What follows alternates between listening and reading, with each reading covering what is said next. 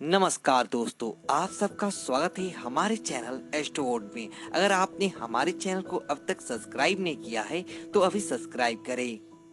27 नक्षत्रों में जो पुष्य नक्षत्र है सबसे प्रमुख नक्षत्र है, क्योंकि इस नक्षत्र का महत्व तब बढ़ता है जब बृहस्पतिवार यानी फिर रविवार का दिन हो, यानी गुरु पुष्य नक्षत्र या रवि पुष्य नक्षत्र। तो इस बार दीपावली के ठीक पहले गुरुवार के दिन पुष्य नक्षत्र है, तो गुरु पुष्य नक्षत्र का योग इस बार का बहुत ही शुभ सहयोग में आया है। तो गुरु पुष्य योग में धर्म, कर्म, मंत्र जाप, अनुष्ठान, मंत्र दीक्षा, अनुबंध, व्यापार का आरंभ अति शुभ माना जाता है। तो इस दिन आप कोई भी कार्य सिर्फ विवाह संबंधित कार्य को छोड़कर आप कर सकते हैं, क्योंकि विवाह संबंधित कार्य गुरु पुष्प योग में नहीं किए जाते या पुष्प नक्षत्र में नहीं किए जाते। तो हिंदू धर्म में त्योहार और विशेष अवसरों पर शुभ मुहूर्त का विशेष महत्व होता है।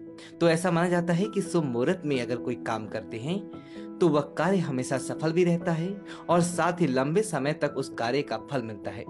तो इस बार जो पुष्य नक्षत्र है वो खरीदारी के लिए बहुत ही अच्छा है।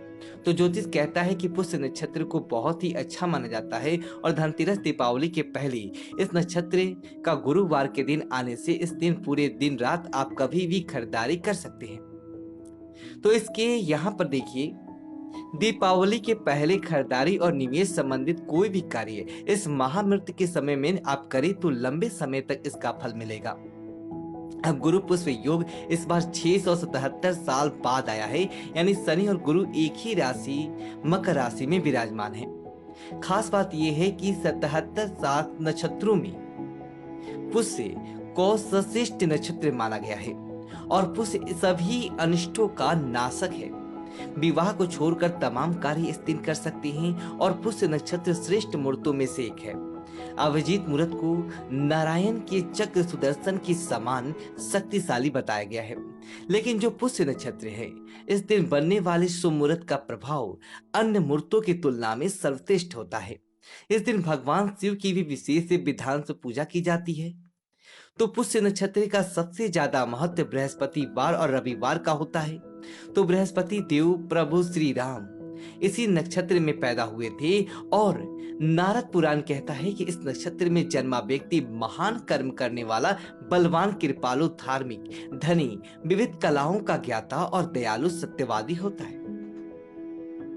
मां पार्वती के विवाह के समय भगवान शिव से मिले श्राप के परिणाम स्वरूप पानी ग्रहण संस्कार के लिए इस नक्षत्र को वर्जित माना गया है, क्योंकि पुष्य नक्षत्र के स्वामी शनिदेव हैं। तो गुरु पुष्य योग में आप चूंकि यहाँ पर कोई भी शुभ कार्य कर सकते हैं और जो पुष्य नक्षत्र है अपनी उपस्थिति में लाखों दोषों का समन कर देता है।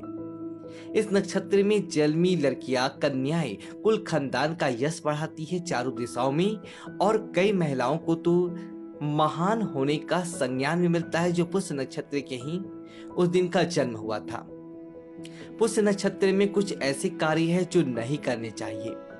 मूर्त चिंता मणि नक्षत्र प्रकरण ग्रंथ श्लोक 10 के अनुसार पुष्य, पुनर्वसु और रोहिणी ये 3 नक्षत्र हैं जिनमें सधवा स्त्री नए वस्त्र और आभूषण धारण ना करे। नए वस्त्र भी धारण ना करे ऐसा लिखा है, मतलब कि इस दिन आप सोना खरीद तो सकते हैं लेकिन पहन नहीं सकते या फिर पहनना नहीं चाहिए। अगर हम बात करें तो इस दिन विवाह भी नहीं करना चाहिए, क्योंकि पुष्य नक्षत्र को ब्रह्मा जी का श्राप मिला है, इसलिए यह नक्षत्र विवाह हेतु वर्जित माना गया है। अगर बुधवार और शुक्रवार के दिन पुष्य नक्षत्र हो तो उत्पादकारी माना जाता है। इस दिन कोई भी शुभ और मंगल कार्य भूल कर भी ना करे और ना ही कोई वस्तु या वाहन खरीदे। चूंकि इस नक्षत्र के स्वामी शनि हैं, तो शनि देव के मंदे कार्य नहीं करने चाहिए।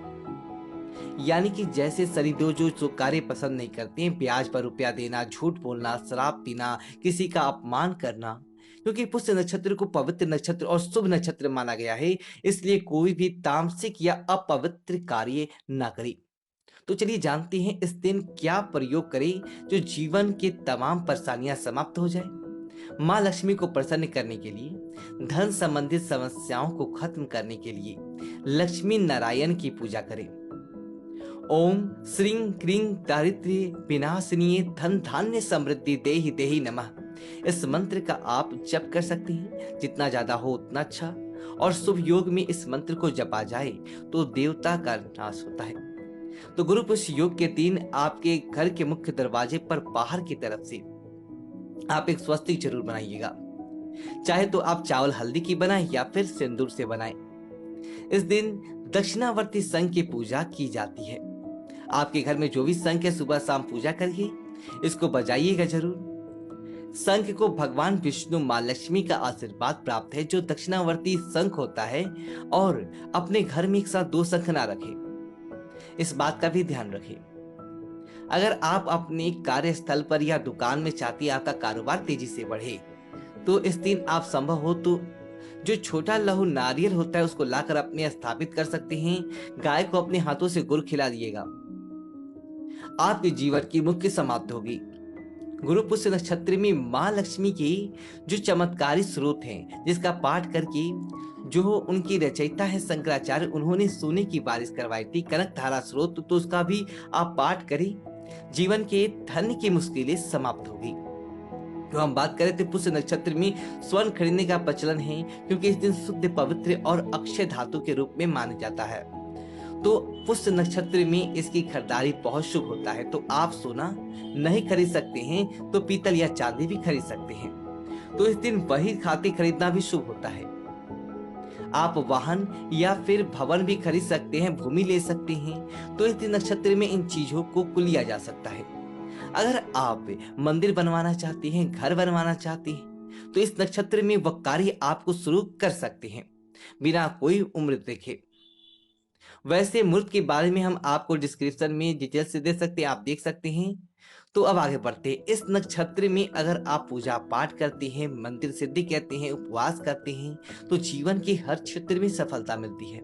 सबसे पहले तो अपने घर में सूर्योदय और सूर्यास्त के समय मां लक्ष्मी के सामने एक घी का दिया जरूर जलाएं, और कोई भी मंत्र जो आपके लिए सरल हो, सुलभ हो, उसको ही जप करें। इस दिन जहां तक संभव हो मां की पूजा में आप भी उन्हें गुलाब की पंखुड़ी अर्पित करें, या फिर सिर्फ कौड़ी ही अर्पित कर सकते हैं। अगर वो भी ना हो तो 2 लौंग लाल कपड़े पे रखकर अर्पित कर दे। कुछ अच्छी चीजें हर त्योहार पर खाई जाती है, और पुष्य नक्षत्र गुरु पुष्य नक्षत्र के दिन दाल, खिचड़ी, चावल, बेसन, करी, बूंदी के लड्डू, इनमें से कोई भी एक चीज आप जरूर खाइए, दान भी कीजिए। क्योंकि इस नक्षत्र में शिल्प, चित्रकला और पुस्तक खरीदने का विधान है, यानी कि जो बच्चे हैं उनके लिए विद्या आरंभ भी किया जा सकता है। तो इस दिन आपको ऐसा कुछ खरीदना है तो ले सकते हैं। आप नए कार्य की शुरुआत तो कर सकते हैं, लेकिन इस दिन आप औषधियों को लाकर उनकी सिद्धि कर सकते हैं। इसने का मतलब है कि कोई तंत्र क्रियाएं आपको करना है, कोई वृक्ष के पौधे की जड़ लाकर आपको जैसे यहाँ पर करना है तंत्र क्रियाएं, तो आप कर सकते हैं। सिद्धियां प्राप्त हो जाएंगी और वह जल्दी लाभ देगा।